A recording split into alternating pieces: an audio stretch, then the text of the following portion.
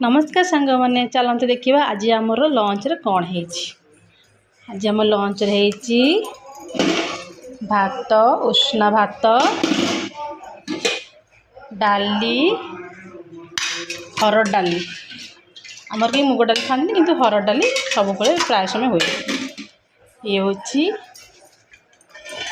माछ मुंड छेंचड़ा आलू पकईकि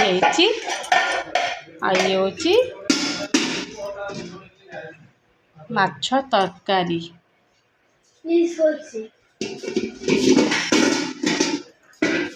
यहाँ हूँ टमाटर पोड़ा यहाँ हूँ कलरा भजा और चूल्हार बस गैस बर्तन बस संतुला आलू कखारू ग्रीन मटर गाजर बीट पकई गोटे संतुला